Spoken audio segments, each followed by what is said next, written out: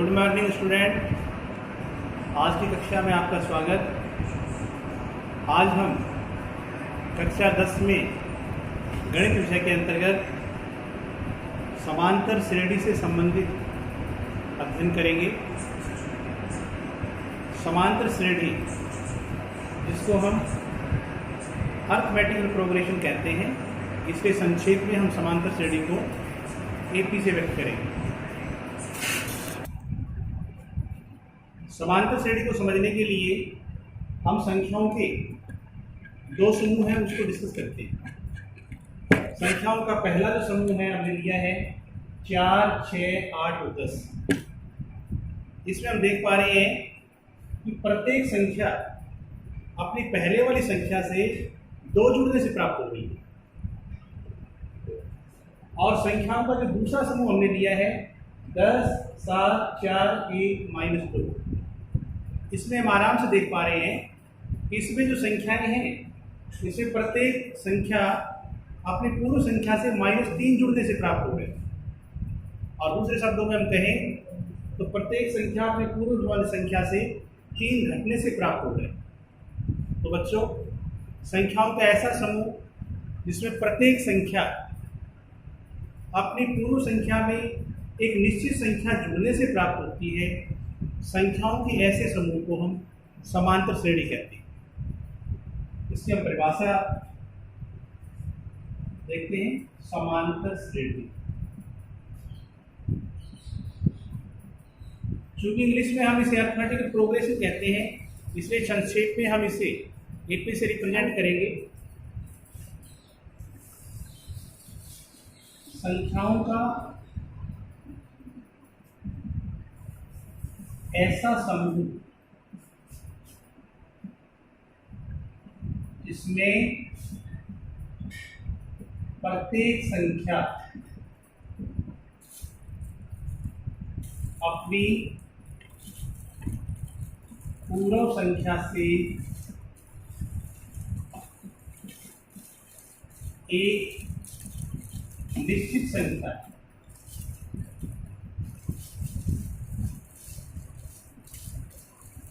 जुड़ने से प्राप्त होती है।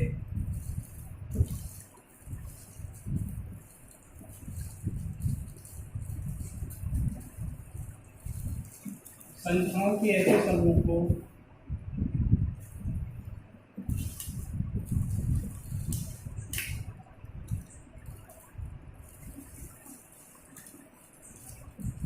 समांतर श्रेणी कहते हैं।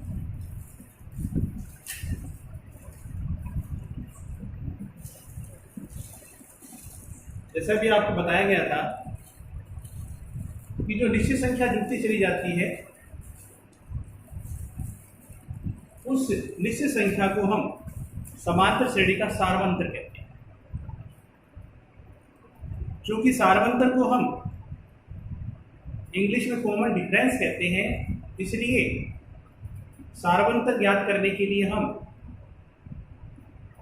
जब भी कोई समांतर श्रेणी के रूप में संख्या हमें दी गई हो, सार्वंतर निकालना हो, तो हम किन्हीं भी दो पदों का अंतर लेने से हमें सार्वंतर प्राप्त हो जाएगा। जैसे हम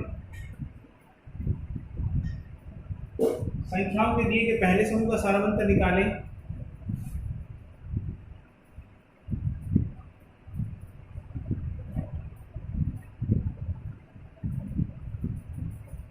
इसमें समांतर श्रेणी के पहले पद को हम A1 से, दूसरे पद को A2 से, तीसरे पद को A3 से और इसी प्रकार है।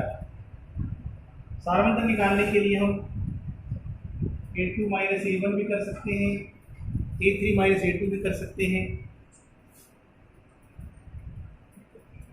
तो संख्याओं के पहले समूह का जो सार्वंतर है वो 2 आता है। इसी प्रकार संख्याओं के दूसरे समूह का सार्वंतर निकालने के लिए हम A2 - A1, यहाँ A2 हमें 7 दिया गया है और A1 हमें 10 दिया है। 7 में से 10 घटाएंगे -3। इस प्रकार संख्याओं के प्रथम समूह का सार्वंतर 2 और दूसरे समूह का सार्वंतर है -3 का। समांतर श्रेणी को जानने के बाद में हम एक्सरसाइज 5.1 के पहले क्वेश्चन के 2 भाग डिस्कस करेंगे, जिसमें हमें समांतर श्रेणी दी गई है 6, 9, 12 और 15। इसमें हमें ज्ञात करना है प्रथम पद और सारवंतर। जैसा कि नाम से ही ज्ञात हो जाता है, प्रथम पद जो पहले स्थान पे सारा समांतर श्रेणी के अंदर जो पहले स्थान पे हमें संख्या दी गई वो इसका प्रथम पद है। प्रथम पद को हम ए से व्यक्त करते हैं।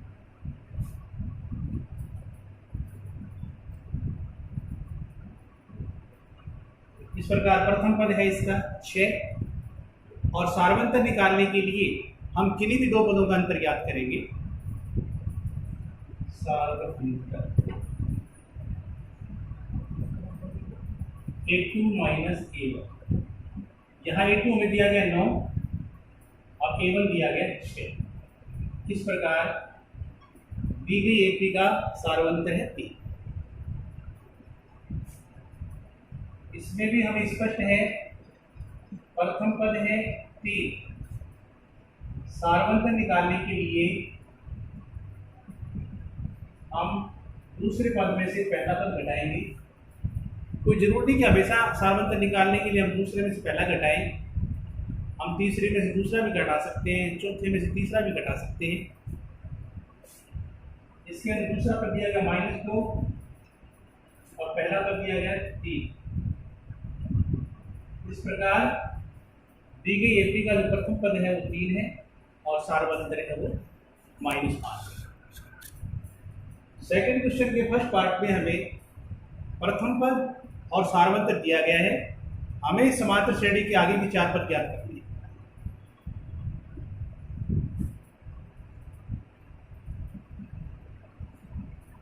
दूसरा पद जिसे हम K2 से रिप्रेजेंट करेंगे, आपको बताया गया था कि समांतर श्रेणी का प्रत्येक पद अपने पहले वाले पद में सारवंतर जोड़ने से प्राप्त होता है। हमें सारवंतर भी दिया गया है और हमें प्रथम पद भी दिया गया है। दूसरा पद निकालने के लिए हम क्या करेंगे, प्रथम पद में सारवंतर जोड़ेंगे A प्लस B। प्रथम पद हमारे पास है -1, सारवंतर है 1/2।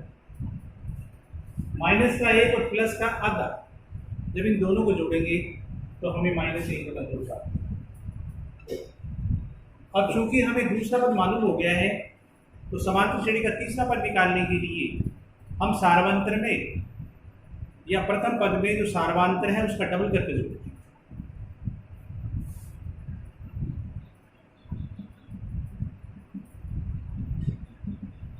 A plus 2। प्रथम पद हमारे पास -1 है, सारवंतर हमारे पास 1/2 है।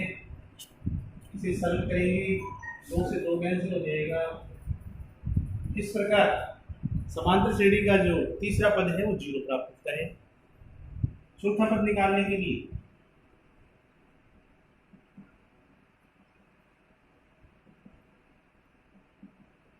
हम जो प्रथम पद है उसमें सारवंतर का 3 गुना प्लस करेंगे।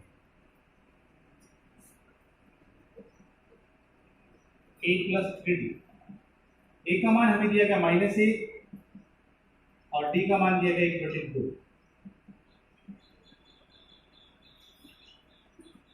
-1 और 3/2 को जब हम प्लस करेंगे, जैसा कि बच्चों आप जानते हो, जो 3/2 है उसको हम सही रूप में लिखें तो ये हो जाएगा 1 सही 1/2, यानी ये 1.5 है।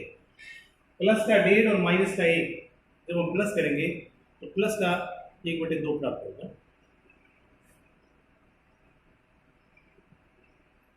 इस प्रकार समांतर श्रेणी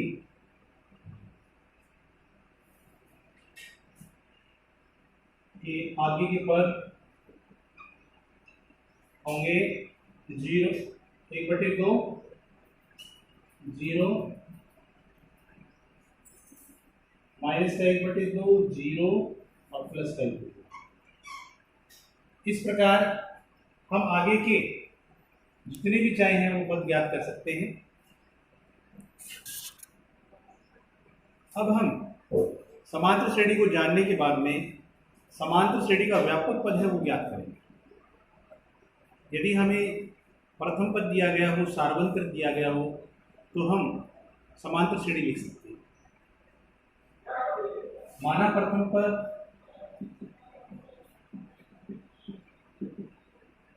ए, सार्वंतर डी।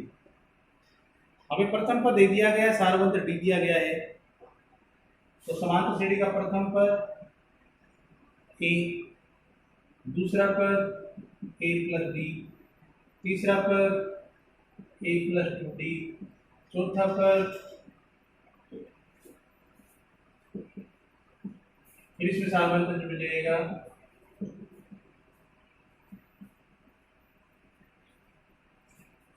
इसी प्रकार ए प्लस ए कोमा ए प्लस डी, ए प्लस टू डी, ए प्लस डी। तो हम इसमें देख पा रहे हैं कि जब हमें प्रथम पद और सार्वंतर दोनों मालूम हो तो हम समांतर श्रेणी लिख सकते हैं। इसका अगर हम अच्छे से अवलोकन करें तो हम देख पा रहे हैं कि सार्वंतर का जो मान है वो पद की संख्या से एक कम है। दूसरे पद में देखिए 1d है, तीसरे पद में देखिए 2d है, चौथे पद में देखिए 3d है। इसी प्रकार अगर हम 50वें पद में देखेंगे तो यहाँ 49d आएगा। तो इस पैटर्न का अध्ययन करके हम इसका जो व्यापक पद, जिसे हम इसका NO पद कहते हैं, वो हम इजीली लिख सकते हैं।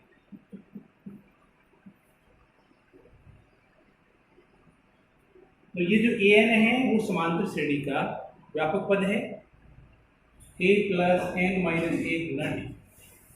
इसकी सहायता से अगर हमें समांतर श्रेणी का प्रथम पद और सार्वंतर दिया गया हो तो हम समांतर श्रेणी का कोई भी निश्चित पद ज्ञात कर सकते हैं। समांतर श्रेणी के व्यापक पद का जानने के बाद में हम इसका 10वां पद ज्ञात करेंगे। इसके लिए हम एक्सरसाइज 5.2 का पहले क्वेश्चन का पहला भाग डिस्कस करते हैं। दी गई समांतर श्रेणी में प्रथम पद है 2। जैसा कि आपको बताया गया था कि सार्वंतर को हम b से रिप्रेजेंट करते हैं। सार्वंतर निकालने के लिए हम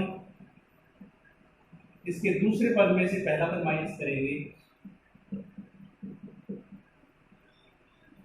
अभी 10वां पद ज्ञात करना है, इसलिए n का मान इसमें 10 होगा।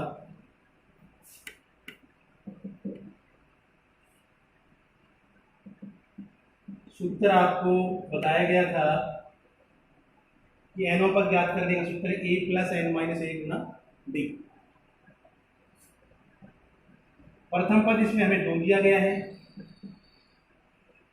n का मान इसमें 10 दिया गया है, d का मान इसमें 5 दिया गया है। बोर्ड मास के हिसाब से आप जानते हो कि अगर हमें एक क्वेश्चन को हल करने में बहुत सी संक्रियाएं करनी हो तो सबसे पहले हम ब्रैकेट सोल्व करते हैं, फिर भाग, फिर गुणा, जोड़ घटाव में किसी को भी हम पहले कर सकते हैं।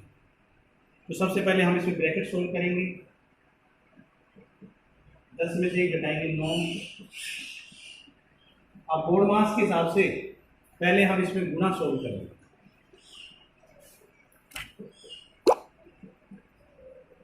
इस प्रकार दी गई एपी का जो 10वां पद है